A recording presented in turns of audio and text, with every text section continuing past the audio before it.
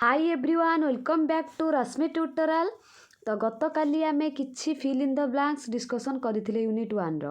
आपण मानकु कहिथिली आहुरी मध्य यूनिट 1 रो जहा किछि फिल इन द ब्लैंक्स अछि नै कि आसीबी आपण माने मध्य कमेंट करथिले आनिबा पई सेति पई आज रो क्लास रे आउ किछि इंपोर्टेंट क्वेश्चन आमे डिस्कशन करिबा। तो बहुत सारा पिला एमती कमेंट करूछंती कि मैम ओडिया रे आनंतु। तो आगर जितेबाला ओडिया रे पढ़ौली पिला माने कहते कि मैम इंग्लीश रे पढ़ौली तो ओडिया रे मु भी हेबे कन्फ्यूजन तो माने कौन इम्पॉसिबल हो जाउची बोथ ओडिया और इंग्लीश रे क्वेश्चन आनिया पई आपण माने एटा जानि पारुथिबे। जदि भी मु गोटे कथा कहबी इंग्लीश रे तो एटा ओडिया रे कोन हबा आपण माने जानि पारुथिबे बुझि पारछन। आपण माने हायर एजुकेशन पढ़िलेनी तो थोड़ी ना एटा जानि पारुनथिबे जानि पारुथिबे बस खाली टाइम मते टिके दियंतु इंग्लीश रो फास्ट डिस्कशन करै दे किछि दिन देन तापर जहाँ भी ओडिया रे आपण मानकर क्वेश्चन रही से गुड़ाक नहीं आसबि बस आपण मैंने धैर्यर सह अपेक्षा करूँ ता सहित इंग्लीश रो क्लास गुड़ाक जॉइन करूँ। इंग्लीश रो क्लास गुड़ाक जॉइन कले इंग्लीश गुड़ाक जानीगले आपण मैंने ओडिया रे सेही क्वेश्चन खाली ट्रांसलेट आउ किछि नुहे आपण मैंने भाबुथिबे ओडिया रे किछि अलगा इंग्लीश रे यूनिट जहाँ अच्छी 1 रे तापर ओडिया रे आपण मानकर सेया अछि एही क्वेश्चन सेटा खाली ओडिया रे लिखिथिबो आउ नहले किछि नाही। आपण माने जॉइन कले क्लास रे प्रत्येक दिन इंग्लीश क्लास रे जॉइन कले भल हबा जते ओडिया क्लास भी करूची ना इंग्लीश पिला माने जॉइन कले भल काहे ना सेम क्वेश्चन किछि अलगा नाही। सबुदिन संध्या 7 तो आमर क्लास होची आपण माने जानिथिबे आ डिस्क्रिप्शन बॉक्स रे टेलीग्राम चैनल लिंक अछि आपण माने सेठू क्लास रो लिंक पाई परिबे माने क्लास आरंभ होबा पूर्वरु। तो डेरी न करिकी चलतु स्टार्ट करिबा ता पूर्वरु आपण मानको रिक्वेस्ट निज निज फ्रेंड्स मानक सहित शेयर कर दियंतु सो दैट से माने भी आम क्लास रे जॉइन हो पारिबे। तो फर्स्ट क्वेश्चन कौन देछि कहिछि क्वेश्चन कहिछि the different components of biosphere dash dash dash ठीक अच्छी atmosphere lithosphere hydrosphere different components of biosphere ठीक अच्छे जो 3टा बायोस्फीयर कंपोनेंट अच्छे कौन एटमॉस्फेयर लिथोस्फीयर हाइड्रोस्फीयर है। तापर एबे जिबा 2i पाखकू is the multi-layered dash is the multi-layered gaseous cover present in covering the hydrosphere and lithosphere जार आंसर होची एटमॉस्फेयर बुझिपारछंती जार आंसर होची atmosphere. Atmosphere is the multi layered gaseous cover present in covering the hydrosphere and lithosphere बुझे। तापर next question the word ecology has derived from 2 Greek words ecology derived from 2 dash words 2 Greek words जोटा कि माने जो दुईटा word गोटे है vex and locks important question टे थर्ड एटा पढ़ला भाया क्वेश्चन आपण मानकर। तापरे IV ecology is classified into dash and dash ecology is classified into dash and dash एटा भी गोटे इंपोर्टेंट क्वेश्चन। ऑटोकोलॉजी ता सहित साइनोकोलॉजी है। तापरे वी क्वेश्चन कहिछि dash refers to the study of inter relationship between individuals of the same species or its population and its environmental condition. Autocology refers to the study of interrelationship between individuals of the same species or its population and its environment conditions. तापरे VI dash deals with study of interrelationship between group of different organism and its environment. Synecology deals with study of interrelationship between group of different organism and its environment. तापरे V2I question V2I कहिछि the ecosystem is classified into dash and dash एटे difference देखि पारुथिबे एठी मु कहिछि ecology एठी गोटे question आपण मानकर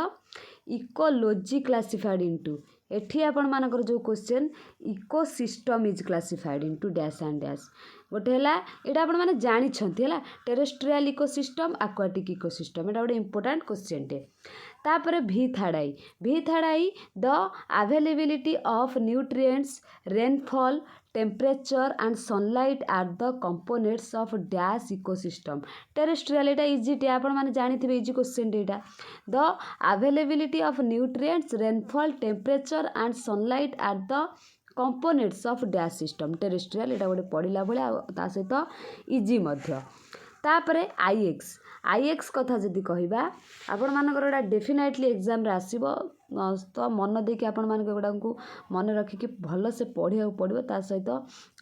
माने कौन नोट भी बनवा को पड़ो कही the important classes of biotic components are dash dash dash and dash कही बायोटिक कंपोनेंट्स रो इम्पोर्टाट क्लासेस गोटे है producers consumers decomposers and transformers यहाँ आपण मानक मु जेतेबेले लॉन्ग क्वेश्चन पढ़ी कहीदेली तापरे एक्स आपण मानकर कही the two types of ecology are dash and dash ecology तो क्लासिफाइड ता सहित टू टाइप्स एटा हूँ एनिमल एंड प्लांट क्वेश्चन गुड़ा को मन रखिथे the two types of ecology एठी कौन रही इकोलॉजी इज क्लासिफाइड डिफरेंस बुझुथिबे नहले मिस्टेक रे लिखिदेबे को जगह कौन लिखा कथा the two types of ecology animal plant बुझी पारुछंती तापरे further ecology is classified into dash dash dash dash and dash etcetera जोटा कि आपण मानकर habitat community population evolution taxonomic etcetera यहाँ भी गोटे इंपोर्टेंट क्वेश्चन जोड़ा बेसी गोटे डैश देले चलिबो जोटा 4-5टा डैश दउची आपण माने कन्फ्यूज होइकी से जगह लिखिबेनी माने कौन क्वेश्चन को बुझिबे देन लिखिबे तापरे the three main abiotic components are dash dash and dash substances जोटा होची इनऑर्गेनिक ऑर्गेनिक फिजिकल ये भी गोटे इंपोर्टेंट क्वेश्चन तापरे phosphorus sulphur carbon nitrogen hydrogen are the main example of dash substances inorganic आपण माने जानिछन इनऑर्गेनिक कौन ऑर्गेनिक कौन फिजिकल कौन तो phosphorus sulphur carbon nitrogen hydrogen are the main example of inorganic ठीक अछि एबे नेक्स्ट को जिबा तो नेक्स्ट कहिछि the transfer of food energy from the source in plants through a series of organism with eating and being eaten is referred to as food chain टा कथा आपण माने जानि छथि लॉन्ग क्वेश्चन आपण मान को कहि देछि एटा भी आसीबा आपण मानकर क्वेश्चन तापरे XV different types of food chains are dash dash and dash grazing तापरे पैरासिटिक तापरे साप्रोफिटिक